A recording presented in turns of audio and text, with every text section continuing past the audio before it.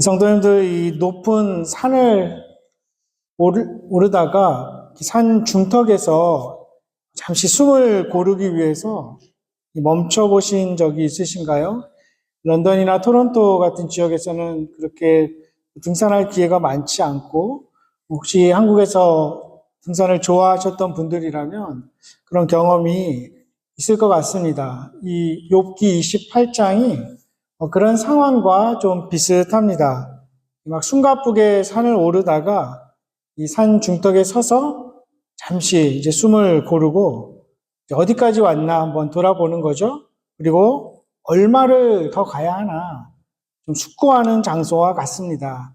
이 42장으로 구성된 이 욥기 중에 28장 기점으로 이제 뭐 더 이상 욥과 친구들이 막 논쟁하지는 않습니다. 욥이 이야기하고 좀 뜬금없이 이제 친구는 아닌 엘리후라는 사람이 등장해서 그의 이야기를 하고 그 후에 갑자기 하나님께서 이 폭풍 가운데 이제 나타나시죠. 이 28장까지 이 욥의 친구들은 계속 욥에게 이야기했습니다. 이 고난이 너의 죄의 결과다.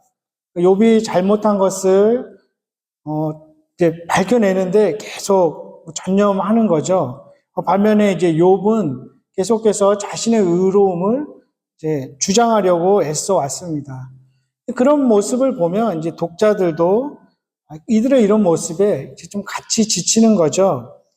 이제 좀 잠시 숨을 멈추고 우리 좀 객관적으로 다시 한번 살펴보자, 이런 그런 장일 수도 있습니다.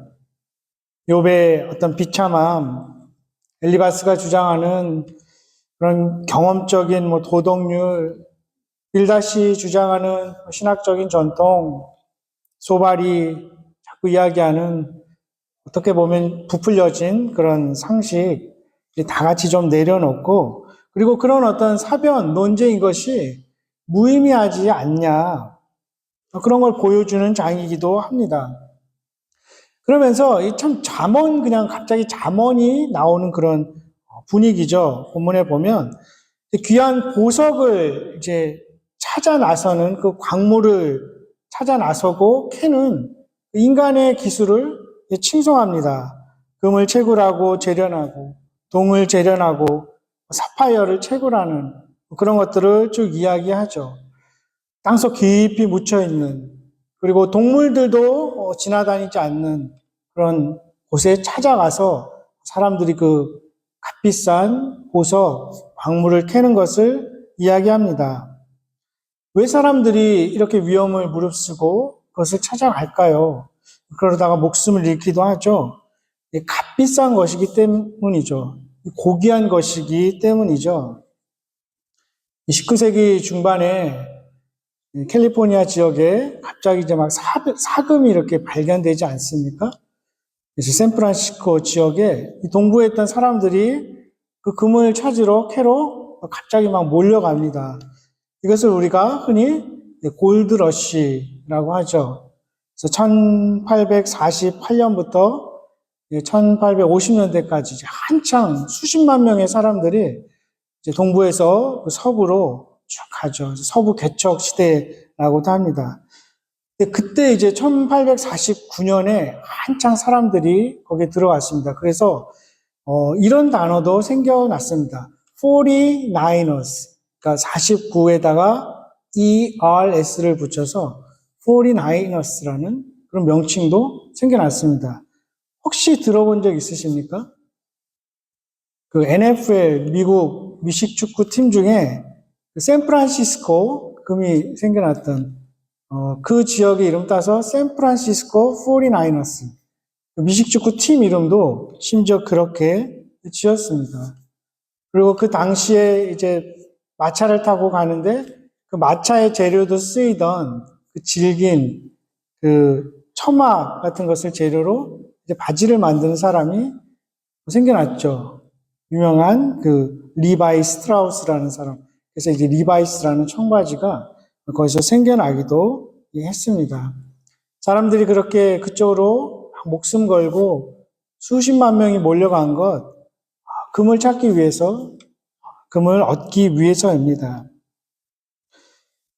그 금을 찾고 캐고 재련하고 이런 기술들, 이 7절, 8절에, 오늘 28장 7절, 8절에 보면 차마 이제 동물들도, 짐승들도 따라오지 못하는 것들, 그런 것들을 비교하고 있습니다. 그러면서 이것이 가치 있지만 이것보다 더 가치 있는 게 있다. 이 말을 지금 하고 있는 거죠. 그것을 이 욥의 고난을 통해서 독자들에게, 우리에게도 들려주는 것입니다.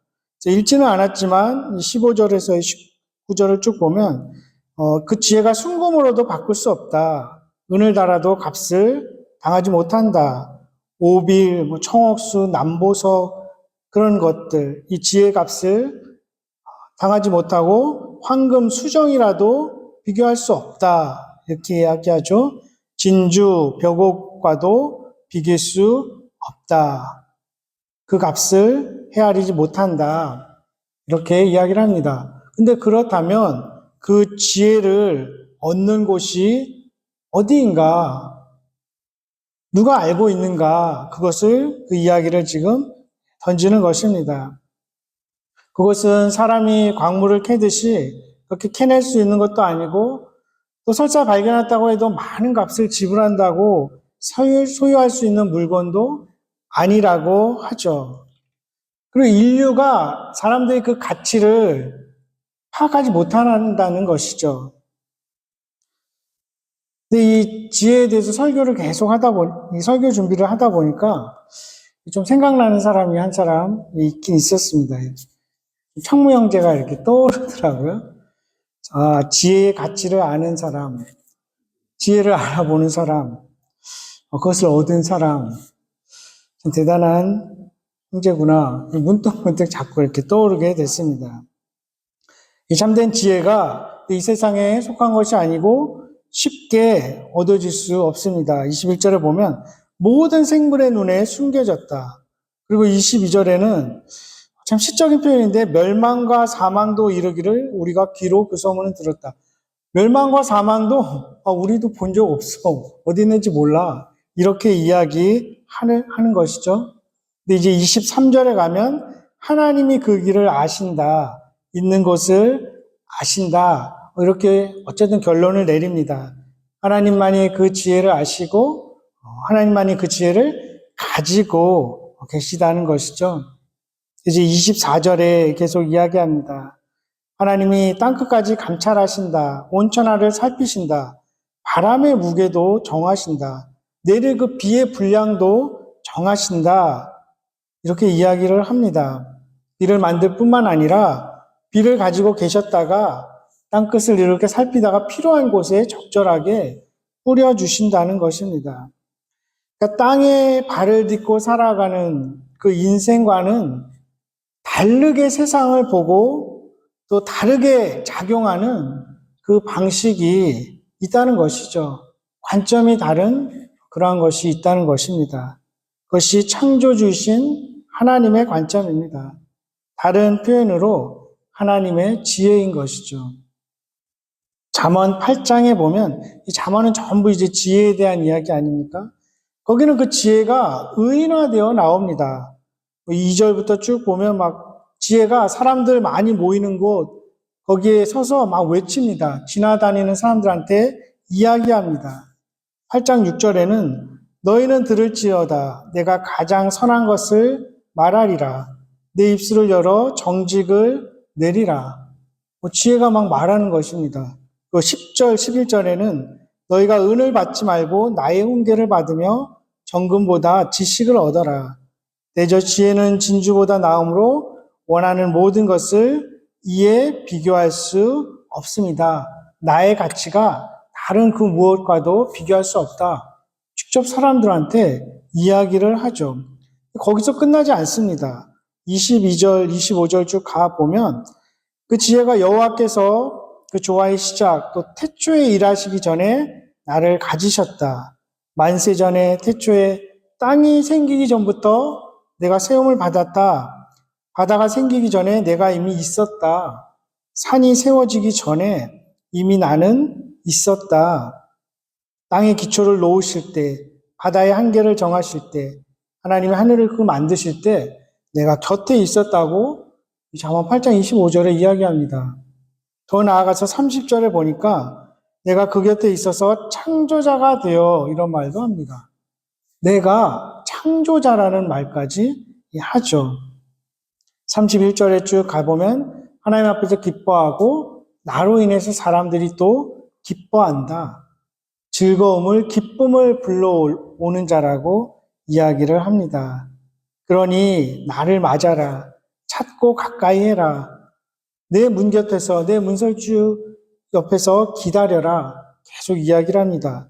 또 거기서 끝나지 않고 마지막 36절쯤 가면 나를 잃는 자는 자기의 영혼을 해하는 자다. 나를 미워하는 자는 사망을 사랑하는 자다. 나를 받아들이지 않으면 거기서 끝나는 것이 아니라 나를 멸시하고 받아들이지 않으면 심판과 사망에 이르게 된다는 경고까지 합니다. 이 지혜는 그렇기 때문에 단순히 무생물을 의인화시킨 그저 문학적인 표현이 아니라 지적이고 신적인 인격체인 것이죠. 그 지혜는 창조자이신 이 지혜의 본질이신 예수 그리스도를 예표한다고 할 수 있습니다. 예수 그리스도가 하나님의 지혜이기 때문이죠. 그것을 설파했던 신약시대의 사도 바울도 고린도 교인들에게 그 이야기를 쭉 하는 것입니다. 고린도전서 1장 30절에 예수는 하나님으로부터 나와서 우리에게 지혜와 의로움과 거룩함과 구원이 되셨다. 이렇게 이야기하면서 그 지혜를 십자가의 도라는 표현으로 사용하기도 합니다. 이 도라는 단어가 다른 표현으로는 원리, 방법, 길, 언어, 명령 이런 뜻으로 널리 써입니다. 유명한 단어죠. 로고스라는 그 단어입니다. 근데 지금도 그렇고 사도 바울이 이것을 고린도 교인들에게 가르칠 때 당시도 이 십자가의 도, 십자가의 길, 방법과 다른 세상의 도가 있었습니다. 일반적으로 세상에 통용되는 어찌할 수 없이 모든 사람이 다 따라갈 수밖에 없는 그런 세상의 도, 당연하게 받아들여지는 원리, 이것이 작동하지 않으면 세상이 돌아갈 수 없을 것 같은 거대한 시스템, 어떤 것들이 있을까요? 이 N.T. 라이트라는 신학자에 의하면 그중에 가장 대표적인 것 중에 하나가 강대국의 무력 사용이라고 합니다. 어찌 보면 참 거대한 주제인데 세계의 평화를 위해서는 더 막강한 군사력이 계속 요구된다는 것이죠. 이 N.T. 라이트는 사실 그게 일종의 신화라고 평가합니다. 왜냐하면 이제 예전에 수십 년 전에 그 냉전 시대를 쭉 겪으면서 미국이든 당시 소련이든 계속 군사력을 키워왔다고 합니다. 그래서 무기 제조에 엄청난 돈을 쏟아붓고 지금도 그렇지만 그렇게 군사력을 동원해서 냉전을 종식시키면 실제 끝났죠. 평화로운 세상이 올 줄 알았는데 실제 그렇게 되지 않았다는 거죠. 공산주의 국가들이 다 해체된 그 자리에는 이슬람 극단주의, 테러리즘 이런 것들이 등장했다는 것이죠. 또 그것을 이제 제압하기 위해서 서구 기독교 국가들도 계속해서 더 강력한 무기를 사용해서 그들을 제압하면 또 평화로운 세상이 올 것이라고 생각을 했고 그것이 당연하다고 여겨졌는데 사실은 그렇지 않다는 것이죠. 그게 이 세상의 도다. 그는 이렇게 이야기합니다. 사도 바울이 살던 1세기 2000년 전에 그레코 로만 세계도 마찬가지죠. 로마 제국의 강력한 힘이 사람들 삶 속에 그냥 시스템적으로 작용하는 것입니다. 당시 로마 제국이 이게 수백 년 동안 공화정으로 이어도 오다가 이제 황제 한 사람이 신으로 등극하던 그런 시대였습니다.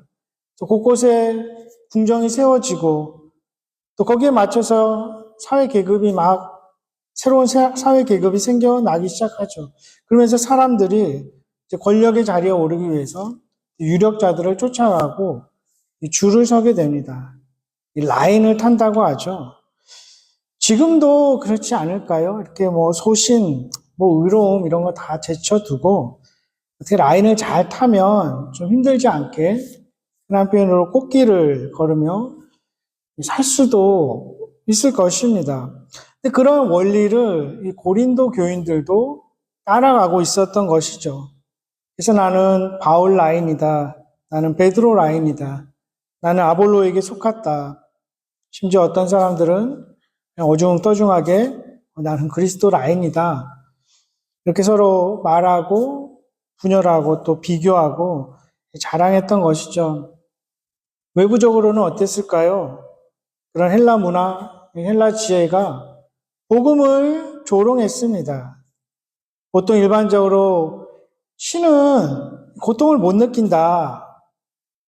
그렇게 헬라 철학은 사람들에게 이야기를 하는데 십자가에서 고통당한 하나님의 아들, 신, 그 자체가 상상할 수 없었던 것이고 용어상 모순이었던 거죠.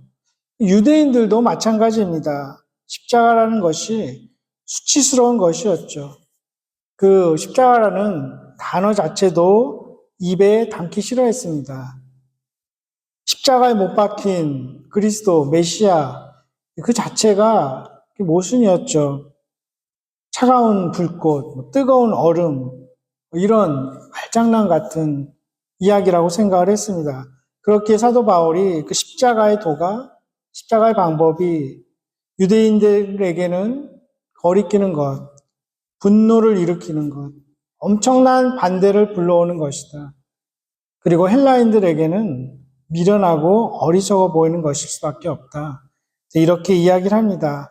하지만 그 십자가에 달리신 예수 그리스도가 하나님의 지혜다, 하나님의 능력이다, 고린도 교인들에게 이야기를 하죠.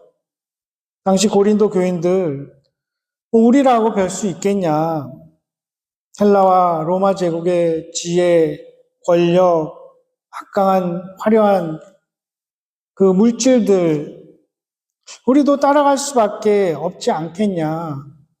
그렇게 이야기할 수도 있지만, 그렇다면 너희는 복음의 능력을 잃어버릴 것이다. 이렇게 이야기했던 것이죠. 이 말씀은 오늘을 살아가는 저와 여러분들에게도 주시는 성령의 음성이지 않겠습니까? 이 방법이 아니면 어떻게 살아가라는 말인가 생각할 수 있지만 그렇게 살다가는 너희 복음의 능력을 잃어버릴 것이야. 교회에 힘이 없을 것이야. 그렇게 이야기하는 것 아니겠습니까? 고린도 교인들에게 또 우리들에게 하나님의 권력을 그 힘을 행사하는 방식은 그런 세상의 도가 아니라 자신을 내어줌으로써 왕이 되는 것, 그 고난을 통과하면서 하나님의 지혜가 무엇인지 알아가는 것, 그것임을 우리에게 알려주고 있습니다. 다른 이들에게 생명을 주기 위해서 계속해서 나 자신을 죽여가는 것, 그러므로 악을 질식시켜 버리는 것, 그래서 피해자가 승리자로 바뀌는 것, 죽음으로 영원한 생명을 얻게 하는 것, 이것이 기독교의 신비이고 역설이고 하나님의 지혜임을 성경은 오늘도 우리에게 가르쳐주고 있습니다. 그리고 그것이 인간의 모든 지혜보다 뛰어난 하나님의 지혜임을 알려주는 것이죠. 욥도 그렇지만 우리도 이 고난의 시간을 지나면서 하나님의 지혜에 이르게 됩니다. 욥의 고난을 통과하는 그 시간을 우리가 함께하면서 그의 모습에서 예수 그리스도의 그림자를 보게 되죠. 그리고 마침내 지혜를 얻고 또 복을 누리게 됩니다. 오늘 욥기 28절 마지막 부분에 이렇게 말씀하죠. 또 사람에게 말씀하셨도다. 보라, 주를 경외함이 지혜요, 악을 떠남이 명철이니라. 아까 계속 나눴던 그 잠언 8장, 지혜가 의인화되고 예수 그리스도의 예표가 되는 그 장에서도 13절에 이렇게 말합니다. 여호와를 경외하는 것은 악을 미워하는 것이다. 고난의 시간을 통과하면서 욥도 또 우리도 하나님을 경외하게 됩니다. 그리고 악에서 멀리 떠나게 됩니다. 지혜를 얻게 되죠. 지혜에 이르게 되는 것입니다. 그 지혜는 이 욥의 어두운 삶조차도 삶의 보화들을 생산해내는 그 자리로 만드시는 예수 그리스도를 예표합니다. 그렇게 사도 바울은 골로새 교인들에게도 이렇게 이야기합니다. 골로새서 2장 3절에 이는 저희로 마음에 위안을 받고 사랑 안에서 연합하여 원만한 이해의 모든 부요에 이르러 하나님의 비밀인 그리스도를 깨닫게 하려 함이라. 그 안에는 지혜와 지식의 모든 보화가 감추어 있느니라. 순종함으로 고난을 지나시며 하나님의 지혜와 능력이 되신 그 예수 그리스도는 그리고 우리와 늘 항상 함께 하십니다. 그렇게 때로는 우리도 어두운 길로도 기꺼이 걸어 들어갈 수 있을 것입니다. 그 어두운 길에서조차 주님이 우리와 동행하시기 때문입니다. 그 길은 그 무엇보다 값진 지혜, 하나님의 지혜에 이르는 길입니다. 우리 개인이, 우리 가정이, 그리고 우리 자녀들이, 우리 공동체가 이 지혜의 본체이신 예수 그리스도에게 날마다 더 가까이 다가설 수 있기를 소망합니다. 그리하여 세상에서 가장 값진 그 복을 받아 누릴 수 있기를 주님의 이름으로 축원합니다. 기도하겠습니다.